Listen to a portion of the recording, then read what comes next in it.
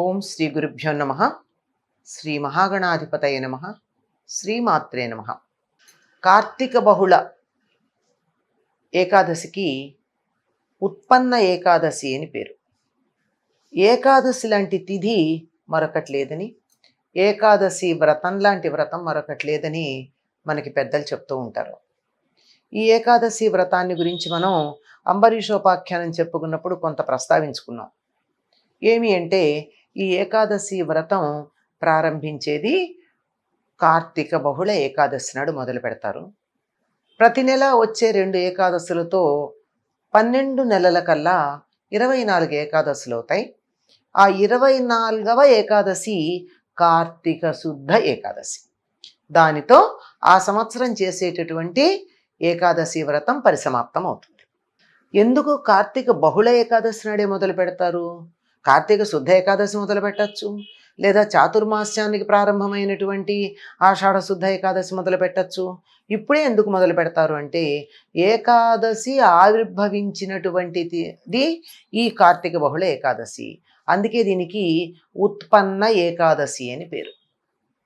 అంటే ప్రారంభమైన, పుట్టినటువంటి, అంటే ఏకాదశి యొక్క పుట్టినరోజు. ఏకాదశి పుట్టడం ఏమిటండి? తిథులు కూడా పుడతాయా అంటే, ప్రారంభం ఏదో ఒకటి ఉంటుంది. మనకి ప్రతి దాని గురించి మనం ప్రత్యేకంగా తెలుసుకోము, పెద్ద అవసరం కూడా లేదు, అందువల్ల తెలియదు. కానీ ప్రతి దానికి కూడా ఒకానొక ప్రారంభం అన్నది ఉంటుంది. అటువంటి దాంట్లో ఏకాదశి ఉద్భవించినటువంటిది కార్తీక బహుళ ఏకాదశి అని చెప్తారు. ఇది ఎప్పుడు జరిగిందిట అంటే, ఎప్పుడో కృతయుగంలో జరిగింది.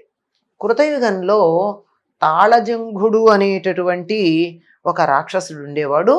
వీడు బ్రహ్మ సముద్భవుడు. అంటే అందరూ కూడా మొట్టమొదట బ్రహ్మ నుండి ఉద్భవించిన వారే.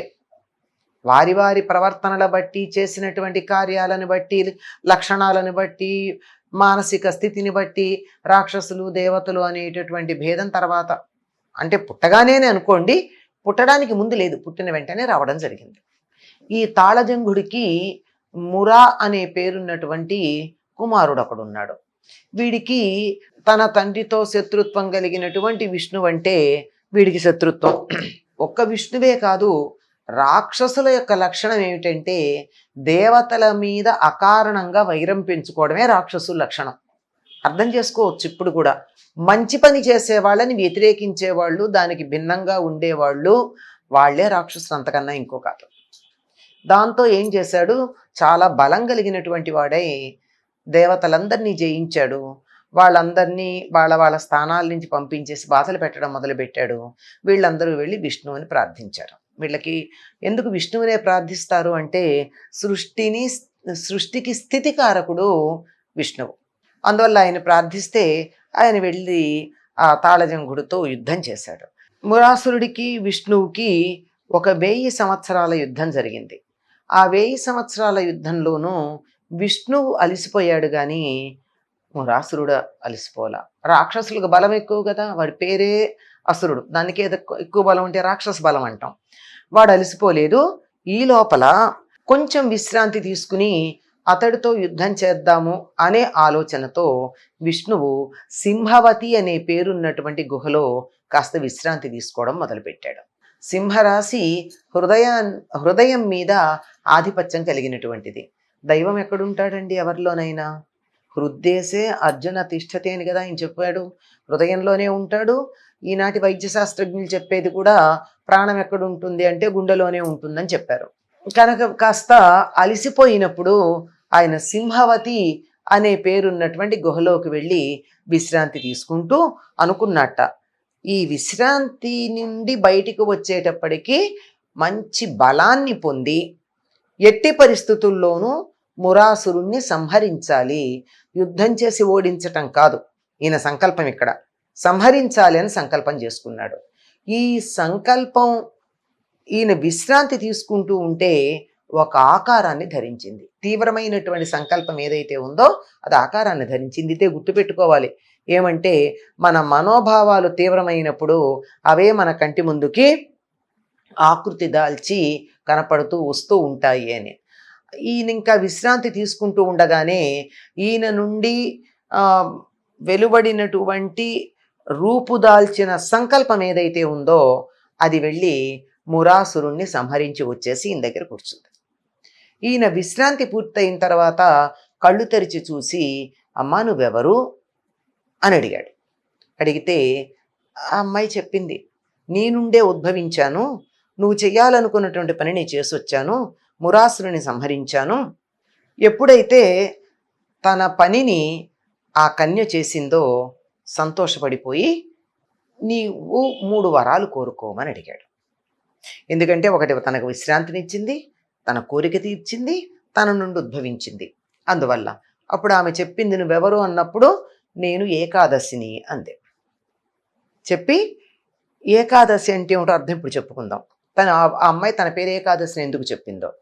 నేను తిథులన్నింటిలోకి చాలా ఉత్తమమైనటువంటి తిథిగా పరిగణించబడాలి, నీకు చాలా ఇష్టమైనటువంటి ప్రియురాలిగా నేను లోకంలో ఖ్యాతి పొందాలి, ఎవరైతే ఏకాదశి నాడు ఉపవసించి నిన్ను కీర్తిస్తారో నీ పూజ చేస్తారో వారికి ముక్తి లభించాలి. ఈ 3 కోరికలు కోరింది. అంటే మూడో తన కోసం కోరుకున్నటువంటిది కాదు. ఇప్పుడు ఆవిడ మురాసుర సంహారం చేసింది కూడా తన కోసం కాదు కదా, తనకేం శత్రుత్వం ఉండి కాదు కదా. ఆ 3ంటిని ఆయన తీర్చటం జరిగింది.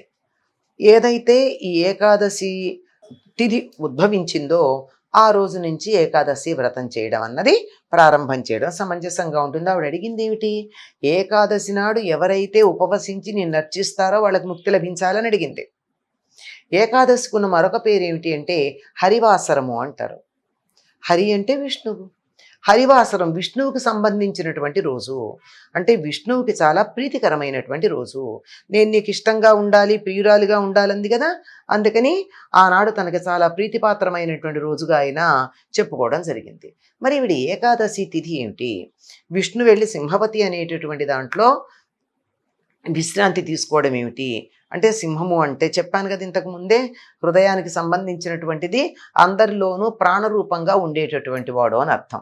ఇంకా తన పేరు ఏకాదశిని ఎందుకు చెప్పుకుంది, ఏకాదశి అంటే 11. ఏమిటి 11? పంచ జ్ఞానేంద్రియాలు, పంచ కర్మేంద్రియాలు, వాటిని నడిపేటటువంటి మనసు కలిపితే 11. ఈ 11 ఏకీకృతమై ఉండేటటువంటి రోజు ఏది, అది ఏకాదశి. ఎప్పుడు ఉంటాయి, ఎందుకు ఇట్లా 11 ఏకీకృతమై ఉంటాయి అంటే, మన మనసు మీద చంద్రుడి యొక్క ప్రభావం ఉంటుంది. చంద్రమామ సోజాత అని చెప్పారు. అంతేకాదు చంద్రుడి కళలను అనుసరించి మనస్సులో భావాలు కదులుతూ ఉంటాయి అనేటటువంటి సంగతి కూడా మనకు ఆధునిక వైద్య శాస్త్రం చెప్తూనే ఉంది, వైజ్ఞానిక శాస్త్రం చెప్తూనే ఉంది. 11 అనేటటువంటిది ఈ పంచ జ్ఞానేంద్రియాలు, పంచ కర్మేంద్రియాలు, మనస్సు అనేవి ఏకోన్ముఖంగా ఉండడానికి సహకరించేటటువంటి చంద్ర కళలు ఉన్నటువంటి స్థితి. ఎలా కుదురుతుందండి, ఇది ఎక్కడన్నా శాస్త్రీయంగా ఉందా, 11 సంఖ్య సరిపోయింది కదా అనుకుంటాం. కానీ గమనించండి, ఏకాదశి నాడు సూర్యుడు, చంద్రుడు, భూమి లంబకోణంలో ఉంటారు. ఈ లంబకోణంలో ఉండడం వల్ల ఏం జరుగుతుంది అంటే, మన జీవ ప్రజ్ఞ వెన్నెముక ద్వారా నేరుగా వంకరలు లేకుండా సూటిగా సహస్రారం దాకా వెళ్ళేటటువంటి పరిస్థితి ఉంటుంది. ఒక ఏకాదశి నాడు ఊర్ధ్వముఖంగా, మరి ఒక ఏకాదశి నాడు అధోముఖంగా లంబకోణంలో ఉండి ఈ మొత్తం ఉన్నటువంటి ఈ నాడీ వ్యవస్థ నేరుగా పైకి కిందకి ప్రసరించేటటువంటి వ్యవస్థ ఏదైతే ఉందో దాన్ని మనం ఇడ, పింగళ అనే పేర్లతో పిలిచేటటువంటిది. ఇది సవ్యంగా సాగి మనం చేసేటటువంటి సాధన వెంటనే ఫలిస్తుంది. అందుకే ఏకాదశి నాడు ఏది చేసినా ఏకాగ్రత కుదురుతుంది, ఫలితం బాగా ఉంటుంది. అన్నింటికన్నా మనం ఏకాగ్రంగా చేయవలసింది ఏమిటి అంటే భక్తి సాధన, ముక్తి కోసం చేసేటటువంటిది. అది ఫలించటానికి ఏకాదశి తగినటువంటి తిథి. అందువల్ల ఇది ఎలా మరి, ఆవిడ పుట్టగానే తన పేరు ఏకాదశిని ఎందుకు చెప్పుకుంది, తన ఒక దృఢ నిశ్చయంతో అన్నింటినీ ఏకీకృతం చేశాడు. విష్ణువు కూడా ఆ సింహవతి అనేటటువంటి గుహలో ఉండి జ్ఞానేంద్రియాలని, కర్మేంద్రియాలని, మనస్సుని ఏకీకృతం చేసి దృఢమైన నిశ్చయం చేసుకున్నాడు. అందువల్ల ఆ నిశ్చయంలోంచి పుట్టింది కనుక ఆవిడ ఏకాదశి. కనుక ఏకాదశి నాడు ఏది చేసినా మంచి ఫలితాన్ని, దృఢమైనటువంటి ఫలితాన్ని, సాధన తీవ్రంగా సాగి సత్ఫలితం లభ్యమవుతుంది అని అర్థం చేసుకోవాలి. కనుక ఏకాదశి వ్రతానికి ప్రారంభ దినం కార్తీక బహుళ అమావాస్య. స్వస్తి.